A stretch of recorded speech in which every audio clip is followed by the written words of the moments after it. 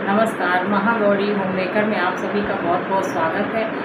आज मैंने बनाए थे मलाई कोफ्ते। ना टूटेंगे ना फटेंगे, सुपर सॉफ्ट मलाई के कोफ्ते बनाइएगा आप लोग अपने घरों में और मुझे बताइएगा कि कैसे बने थे। और ये वीडियो अगर आप लोगों को पसंद आए तो प्लीज़ कमेंट और सब्सक्राइब भी करिएगा।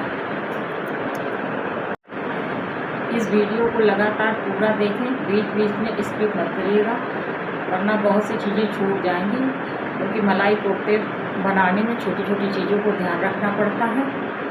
मलाई कोफ्ते में पड़ने वाली मुख्य सामग्री इस प्रकार है: किशमिश 1 चम्मच, भुना मूंगफली, काली मिर्च और लौंग, धनिया, काजू, तेज़पत्ता, दालचीनी, नमक, कस्तूरी मेथी, मिर्चा और 3-4 आलू, जीरा, हल्दी, मैदा, कश्मीरी मिर्च, चीनी, कसूरी मेथी और 3 टमाटर, 200 ग्राम पनीर, 100 ग्राम खोया।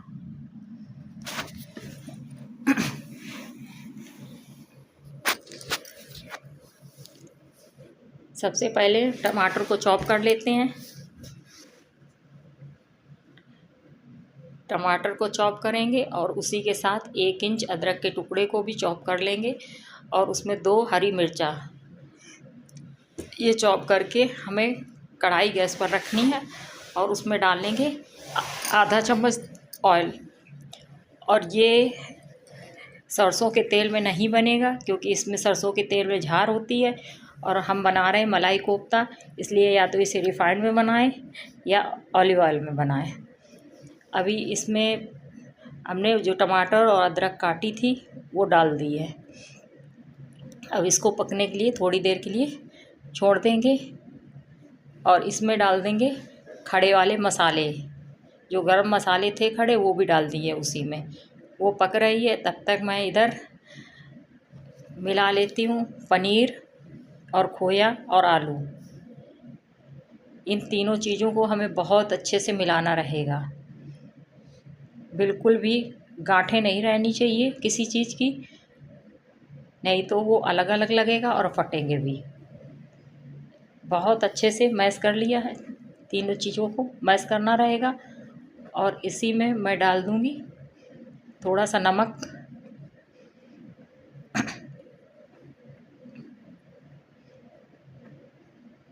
थोड़ी सी मिर्चें और जो 4 चम्मच मैदा थी वो भी मैंने इसी में डाल दी है।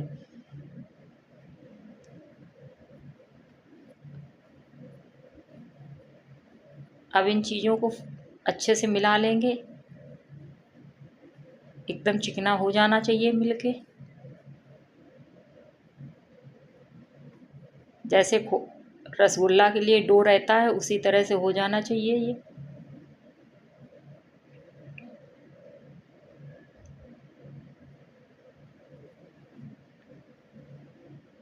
अब ये देखिए कितना चिकना चिकना लग रहा है एकदम। अब मैंने इसको रख लिया है एक तरफ करके और कढ़ाई में डाल दिया है 2 चमचे ऑयल और इस डो की छोटी छोटी गोलियां बना लेंगे। बहुत छोटे नहीं बनाने हैं।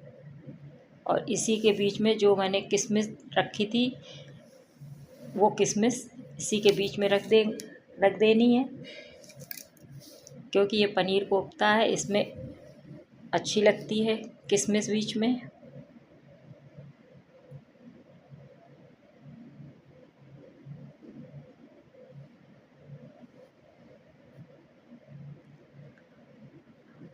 अब मैं एक डाल के ऑयल में चेक कर रही हूँ कि ये कोफ्ते फट तो नहीं रहे हैं। अगर आपके कोफ्ते फटें, मैश अच्छे से मैश करने के बाद भी फटें, तो उनमें आप थोड़ी सी मैदा और डाल लें। वैसे बहुत ज़्यादा मैदा नहीं डालनी रहती है। मेरे कोफ्ते नहीं फट रहे हैं, इसलिए मैं इन्हें डाल के मैंने सेक लिया है। देखिए बन गए हैं, बिल्कुल गुलाब जामुन की तरह बन के निकल रहे हैं। इसी तरह मैं दोबारा डाल के भी कोफ्ते बना लूँगी।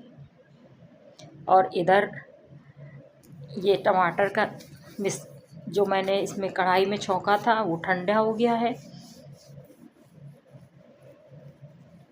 तो इसको टमाटर को मैं मिक्सी में पीस लूँगी।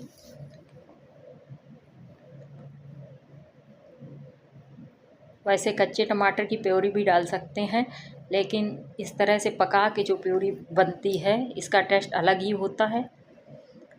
और उसी में मैंने प्योरी में ही काजू और मूंगफली के दाने भी डाल दिए थे पीसने में। ये प्योरी टमाटर, काजू, मूंगफली के दाना और गरम मसाला से बनी हुई है और अदरक से।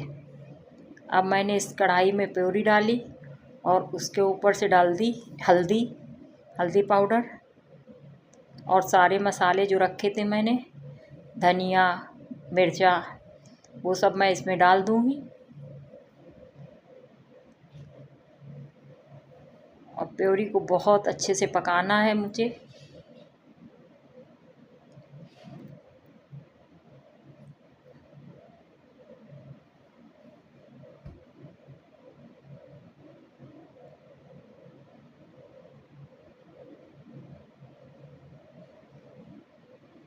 प्योरी पक रही है बढ़िया से। और अब मैंने इसमें डाल दी कस्तूरी मेथी।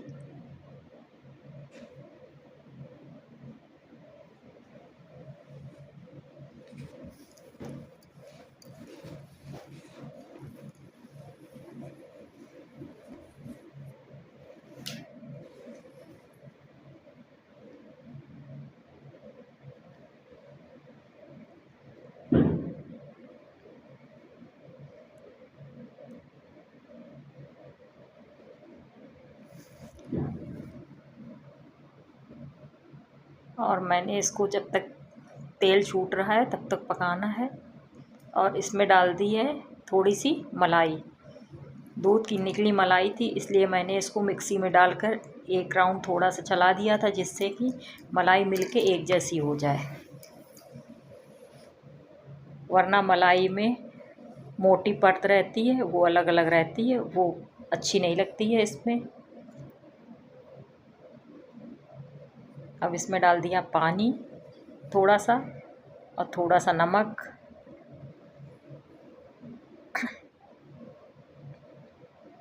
अब ये डाल दिया है मैंने कश्मीरी मिर्च और ये थोड़ी सी चीनी भी डाल दी इसमें, इसके साथ चीनी अच्छी लगती है।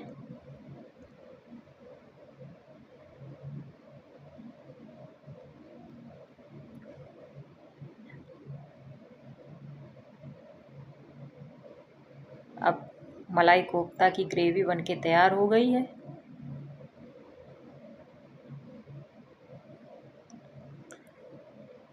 अब इसी में मैंने जो सारे कोफ्ते सेक के रखे थे वो मैं डाल देती हूँ और इसको डाल के ढककर कम से कम 2-3 मिनट के लिए पकाऊंगी, जिससे मसाला बहुत अच्छे से अंदर चला जाए। वो इतने सॉफ्ट होते कि पक तो वो ऐसे भी जाएंगे डालने से, लेकिन उनमें अंदर डालने से मसाला घुस जाता है। और मैंने अब ये सर्विंग बाउल में डाल लिया है और इसके ऊपर से मैंने डाली है थोड़ी सी मलाई, क्योंकि ये मलाई कोफ्ता है। जब ये मलाई ऊपर से दिखती है तो मलाई कोफ्ता बहुत अच्छे लगते हैं। देखिए